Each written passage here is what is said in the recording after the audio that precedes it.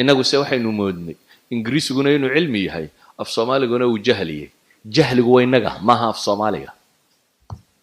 jahligu waa inaga moodnay markaynu afkeenna luminay inay wax fiican tahay wax fiican maaha waa dhaqan xumo halkii ugu dambaysay waa caqli liidasho halka ugu dambaysa inaynu afka luminaa soomaali ilmahaagu noqon maayo haddaanu afka aqoonin diin fiicanna baran maayo haddaanu afqoonin naadir mooyaane waayo af kale qofku kuma dhergo mahma aan af ingiriisi iyo carabi garanayo waxaan doonayo kuma sheegi karo soomaali baan waxaan doonayo ku sheegi karaa ilmaha soomaaliyeed baan waxa madaxayga ka guuxaya u tallaabin karaa laakiin afafka aan akhriyo uma gudbin karo ilmaha ku kobca waxaan dareemayo dhan idan haddaad ilmaha afka ka lumisaan in badanoo ka mida dhaqankiina waa ka tuurteen in badanoo ka mida diintiina waa ka tuurteen laakiin innaga waxaynu haysanaa af soomaali wuu iska baran doonaa haddii alla yidhaahdee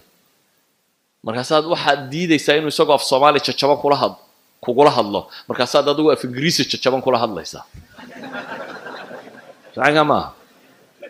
adaa af ingiriisiga jajaban ku hadlaya isagana waxaad u diidaysaa af soomaali jajaban markuu hadlo aad ku qoslaysaa maya ilmahan inaan dhiiri geliyo weeyaan af soomaaligiisa jajaban inaan soo dhaweeyo weeyaan inaan wax u biiriyo weeye inaanan anigu af ingiriisi jajaban kula hadlin weeyaan ilmahayga haddaad rabto markaa waxaynu nimi meel dagaalu ka jiro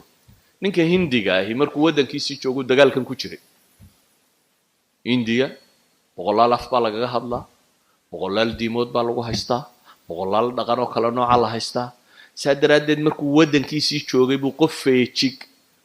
oo fayow ahaa oo ilaalinaya diinkiisa iyo afkiisa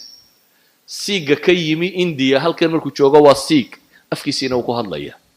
dabcaabudka jooga indiya ka yimi halkan markuu joogo waa dabcaabud afkiisiina siisii buu ugu hadlayaa muslimka joogaana afkiisii siisii buu ugu hadlayaa isagoo 5 qarni jooga inana kuwaynu keennay baa iminka afka laba garanaynin iyagoo nool aynu la ordayno kuwaynu keennay ayaa waxoogaa ingiriisi iyo jajaban garanaya umes ingiriisigay ku hadlayaan oo dhamma waa tan suuqa suuqu wax kaga iibsan karaa kuna warwareegi karaa laakiin af cilmiyeed maaha ama af culture xambaarsan maaha haddii culturally loola hadlo ma fahmayo marka kiisiina wuu lumiyey ku kalena ma haysto in aad u badan soomaalida af soomaaliga la liita umamkuna maadaama caynka u arkayaan af dhintay bay ummadaha qaarkood soo noolee yuhuudda ma taqaanaa dowlad maanta yuhuud la yidhahdo soo ma maqashaan israa'iil la yidhahdo halkan jirta af dhintay bay soo nooleeyeen si ay dadkooda wax ugu baraan oo u noqdo luqada rasmiga ee waddanka af cibriyaa dunida ku hadli jiray kaasaa inta dib loo nooleeyey